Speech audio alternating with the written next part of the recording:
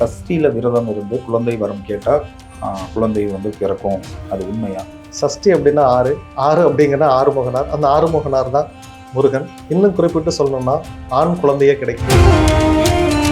குழந்தைங்க எப்படி தடைப்பட்டுச்சு அப்படின்னா, இந்த பர்த் நான் பிறந்தேன் இல்லையா, என்னுடைய கர்மாவால் தான் நான் பிறந்தேன். இப்போ நான் ஒரு வாழ்க்கை வாழ்றேன் இல்லையா, இதுக்கும் என் கர்மா தான் காரணம். இங்கே எங்கே பிரச்சனை இருக்குன்னா என் கர்மால தான் பிரச்சனை இருக்கு.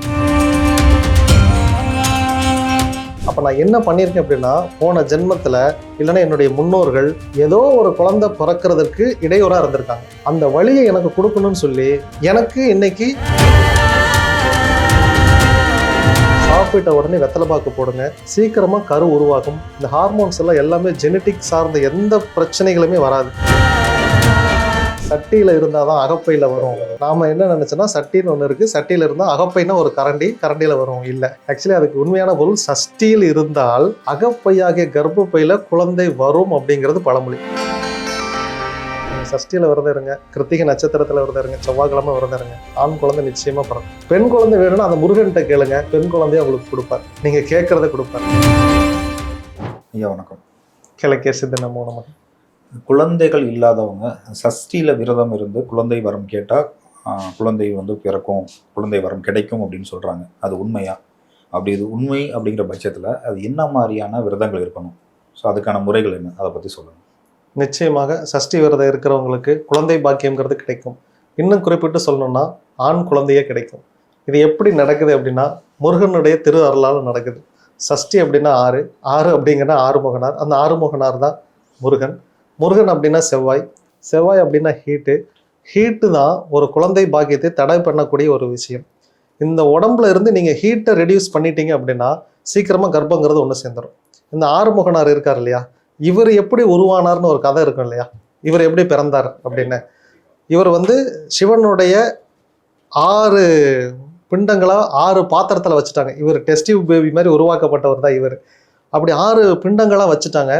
அதீத ஹீட், ஏன்னா இவர் தான் செவ்வாய்க்கு அதிபதியாச்சு. செவ்வாய் கிரகம் சூரியனுக்கு அடுத்தபடியாக ஒரு தீக்கோள் அப்படின்னா செவ்வாய்.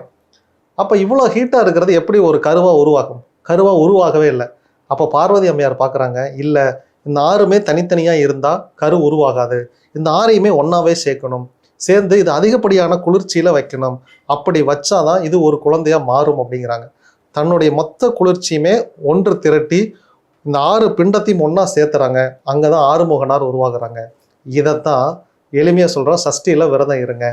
2 விஷயந்தான். ஒன்று, எல்லாருக்கும் நான் உடம்பு இளைக்கணும், இல்லையா கொஞ்சம் குண்டாகணும், இவ்வளோதான் தேவையே.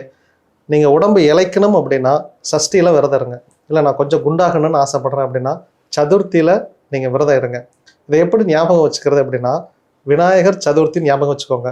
விநாயகருக்கு தொப்பை இருக்கும், அப்போ நீங்கள் குண்டாவீங்க அப்படின்னு ஞாபகம் வச்சுக்கோங்க. முருகன் எப்போதுமே ஃபிட்னஸாக இருப்பார். அப்போ நீங்கள் சஷ்டியில் விரதம் இருந்தீங்க அப்படின்னா உங்கள் உடம்பு ஃபிட்னஸாக இருக்கும். 2வது, முருகன் அழகாக இருப்பார். நீங்கள் சஷ்டியில் விரதம் இருந்தீங்கன்னா உங்களுக்கு இளமை கிட்டும், உங்களுக்கு சீக்கிரமாக குழந்தை பாக்கியம் அப்படிங்கிறது கிட்டும். நம்ம ஊரில் பழங்காலத்தில் ஒரு பழமொழி இருக்குது, என்னென்னா சட்டியில் இருந்தால் தான் அகப்பையில் வரும். நாம் என்ன நினச்சோன்னா சட்டின்னு ஒன்று இருக்குது, சட்டியில் இருந்தால் அகப்பைனா ஒரு கரண்டி, கரண்டியில் வரும். இல்லை, ஆக்சுவலி அதுக்கு உண்மையான பொருள் சஷ்டியில் இருந்தால் அகப்பையாகிய கர்ப்பப்பையில் குழந்தை வரும் அப்படிங்கிறது பழமொழி. சஷ்டியில் விரதம் இருந்தால் அகப்பையான கர்ப்பப்பையில் குழந்தை உருவாங்கிறது இதுதான் இந்த பழமொழியினுடைய அர்த்தம். அப்பயே சொல்லி கொடுத்துருக்காங்க, யாருக்கெல்லாம் குழந்தை இல்லையோ அவங்களுக்கு உடம்புல ஹீட்டுங்கிறது அதிகமாக இருக்குது, இந்த ஹீட்டை ரெடியூஸ் பண்ணுங்க, எண்ணெய் தேய்ச்சி குளிங்க, அசைவம் சாப்பிடாதீங்க, வெளியில் சுற்றுப்பயணம் அதிகமாக பண்ணாதீங்க. ஏன் அப்படின்னா எந்த ஒரு பொருள் வேகமாக ஓடிக்கிட்டே இருக்குதோ ஹீட் ஆட்டோமேட்டிக்காக ப்ரொடியூஸ் ஆகும். ஓகேங்களா, ஒரு பொருள் மூவ்மெண்ட்டில் இருக்குனால இங்கே ஹீட் ப்ரொடியூஸ் ஆகும். அதனால நீங்கள் ட்ராவல் பண்ணாதீங்க. உங்களுக்கே தெரியும், நீங்கள் பஸ்ஸில் ட்ராவல் பண்ணிங்கன்னா சில பேருக்கு இந்த ஹீட் சார்ந்த எல்லா பிரச்சனைகளும் வரும், ஜூடு பிடிச்சிக்கும் சரியாக போய்ட்டு. ஆமாம், இங்கே என்ன நடந்துச்சு அப்படின்னா இந்த பாடி ட்ராவல் ஆச்சு. இப்படி ட்ராவல் பண்ணாதீங்க. கர்ப்பமாக இருக்கும்போது சொல்லுவாங்க 3 மாதம் இருக்காங்கன்னா பஸ்ஸில் போகாத தாயி அப்படின்னு சொல்லுவாங்க. இதுக்கு எல்லாமே காரணம் அந்த ஹீட்டு தான். அப்போ இந்த ஹீட்டை ரெடியூஸ் பண்ணுறதுக்கு என்ன பண்ணணும்? இளநீ குடிங்க, பனங்கற்கண்டு பால் இதை தேர்ந்து குடிங்க, பனங்கற்கண்டு இளநீ இதை சேர்த்து குடிங்க, வெத்தலை பாக்கு போடுங்க, ரொம்ப நல்லது. வெத்தலை பாக்கு போடுங்க, சாப்பிட்ட உடனே வெத்தலை பாக்கு போடுங்க, சீக்கிரமாக கரு உருவாகும். இந்த ஹார்மோன்ஸ் எல்லாம் எல்லாமே ஜெனட்டிக் சார்ந்த எந்த பிரச்சனைகளுமே வராது. மரபு வழியாக ஒரு நோய் வருது அப்படின்னா அதுவுமே கர்ப்ப காலத்தில் நீங்கள் வெத்தலை போட்டிங்கன்னா முறிஞ்சிடும். இந்த வெத்தலையுமே பார்த்தீங்க அப்படின்னா இப்படி இருக்கும், வேல் வடிவத்தில் இருக்கும். கிட்டத்தட்ட வேலும் அப்படின்னாலும் இதை அப்படியே தலைகளை இப்படி வரைஞ்சிங்க அப்படின்னாலும், இல்லை ஒரு வெத்திலையை நீங்கள் தலைகளாக பிடிச்சிங்கனாலும் வேல் வடிவத்திலேயே இருக்கும். அதனால் நீங்கள் வெத்தலை போடுங்க. இதுவுமே வேலை குடிக்கக்கூடிய ஒரு அடையாளம் தான். அப்போ உங்களுக்கு சீக்கிரமாக குழந்தை பாக்கியம் அப்படிங்கிறது கிட்டும். கணவன் மனைவி 2 பேருமே சஷ்டி விரதம் இருக்கணும். இப்போ சஷ்டியில் ஒரு நாள் நீங்கள் விரதம் இருக்கலாம். இல்லை நான் கந்த சஷ்டி விரதம் இருக்கேன். இது எப்போ கந்த சஷ்டி விரதம் ஸ்டார்ட் ஆகுது அப்படின்னா அக்டோபர் 22 ஸ்டார்ட் ஆகுது, அக்டோபர் 27 முடியுது. இல்லை சார் நான் 48 நாள் விரதம் இருக்கேன் அப்படின்னா இப்போ செப்டம்பர் 10லேயே ஸ்டார்ட் ஆயிடுச்சு. செப்டம்பர் 10ஆம் தேதியிலிருந்து அக்டோபர் 27ஆம் தேதி வரைக்கும் கந்த சஷ்டி, மொத்தம் 48 நாட்கள். இது வந்து ஒரு மண்டலம்.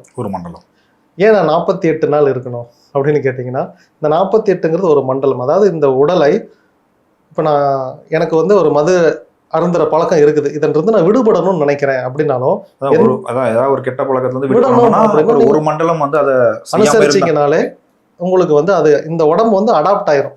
இந்த உடம்புல இருக்கிற ஒரு மிகப்பெரிய ப்ளஸ்ஸு, இதை எதுக்கு பயன்படுத்துறீங்களோ, எதுக்கு பழக்கப்படுத்துறீங்களோ அதுக்கு இது அடிமையாயிரும். 10 மணிக்கு டீ குடிச்சிட்டிங்கன்னா 10 மணி ஆனால் டான்னு இந்த உடம்பு டீ கேட்கும். அதில் எந்த மாற்றமும் இல்லை. நான் அப்படிதான் 10 மணியான எனக்கு காஃபி இருக்கணும் டேபிளில்.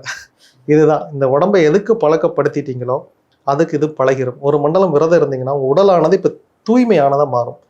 இப்போ நீங்கள் முருகப்பெருமானுக்கு அபிஷேகம் பண்ணுங்கள். இந்த சஷ்டி விரதம் இருக்கும்போது இதில் நிறையா டைப்பான ஃபிட்னஸுக்கான ஆக்சுவலி இப்போ ஃபிட்னஸுக்குன்னு டயட் கண்ட்ரோல் என்னெல்லாம் கொடுக்குறாங்களோ அது எல்லாமே சஷ்டியில் நம்மளுடைய முன்னோர்கள் நமக்கு கொடுத்தது. நீங்கள் வாட்டர் டயட்டுன்னு கேள்விப்பட்டிருப்பீங்க. இந்த வாட்டர் டயட் ஆக்சுவலி சஷ்டியில் தான் இருக்கணும். இந்த வாட்டர் டயட்டில் இளநீர் மட்டும் நீங்கள் குடிக்கணும். இதுக்கு பேர் வந்து இளநீர் சஷ்டி விரதம். 2வது பால் மட்டும் குடிக்கலாம். ஆக்சுவலி இப்படியுமே டயட்டில் பால் மட்டுமே குடிக்கிறது இருக்கு. நாள் முழுவதுமே 48 நாளைக்கு நாள் முழுவதுமே ஒரே ஒரு நாள் சஷ்டியில் மட்டும் சஷ்டி மட்டும் எதுவும் சாப்பிடக்கூடாது. இளநீர் இல்லைன்னா பால், இளநீர் பால். இன்னொன்று நீங்கள் டயட் கேள்விப்பட்டிருப்பீங்க, ஃப்ரூட் சாலட் மட்டுமே சாப்பிடுவாங்க சில பேர்.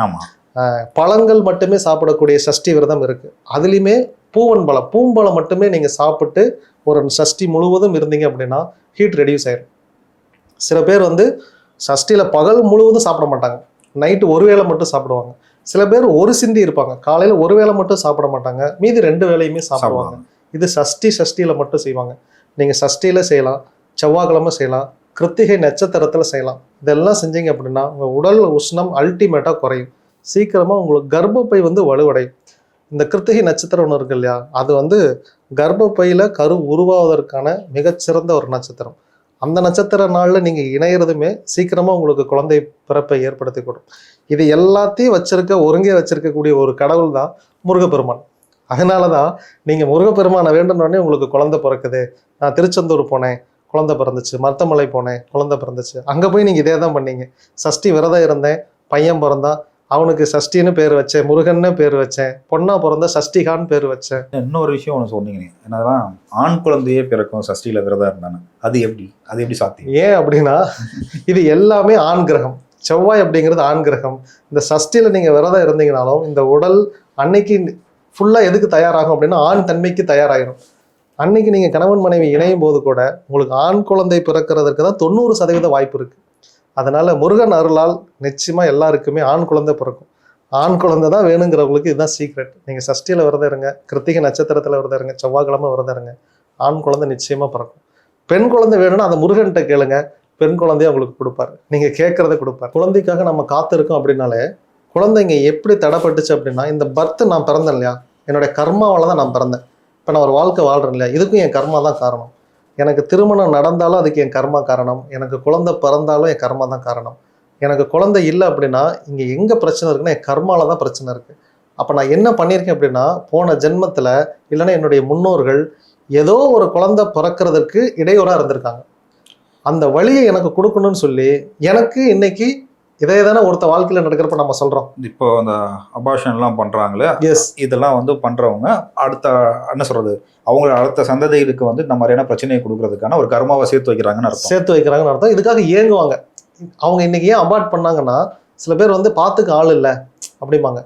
இது வந்து கொலைக்கு சமானம் தான். நீங்கள் ஒரு குழந்தை உருவானப்போ அதை அழிச்சிங்க இல்லையா, சில பேருக்கு அப்பயே தண்டனை கொடுப்போம். அடுத்த குழந்தைக்கு அவங்க ரொம்ப ஏங்கி காத்திருப்பாங்க. அதோடைய ஆனால் தண்டனை கிடைச்சிச்சுன்னு விட்டுறணும். சில பேருக்கு அடுத்த ஜென்மத்தில் இப்படி தண்டனை கிடக்கும். அதனால தான் அபார்ட் பண்ணவே கூடாது. சில பேர் வந்து கணவன் மனைவியே பிரித்து வச்சுருவாங்க. அதுவும் சில பெரியவங்க பண்ணிட்டு இருக்காங்க, இந்த காலத்துலயும் பண்ணிக்கிட்டு இருக்கிறாங்க. அப்படியே நீங்க பண்ணக்கூடாது. கணவன் மனைவினா அவங்க சேர்ந்து தான் இருக்கணும்.